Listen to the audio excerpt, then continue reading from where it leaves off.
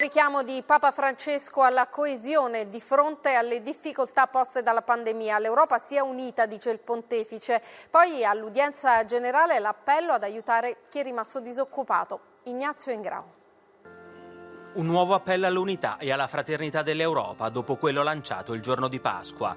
Alla messa del mattino Francesco ricorda Santa Caterina da Siena, patrona del vecchio continente. Preghiamo per Europa, per l'unità di Europa, per l'unità dell'Unione Europea, perché tutti insieme possiamo andare avanti come fratelli. Santa Caterina protegga l'Italia dalla pandemia e tutta l'Europa affinché rimanga unita, aggiunge a braccio nell'udienza del mercoledì. Il Papa parla ancora una volta dal chiuso della sua biblioteca. Fuori la piazza è vuota. Bergoglio è preoccupato per gli effetti del coronavirus, per quanti hanno perso o rischiano di perdere il lavoro. Affido alla misericordia di Dio le persone colpite dalla disoccupazione a causa dell'attuale pandemia.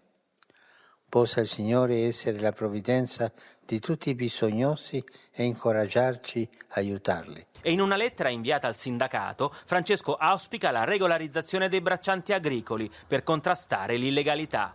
Un pensiero infine ai cristiani perseguitati, oggi, dice Bergoglio, più di quanto facessero le dittature del secolo scorso. Sorpresa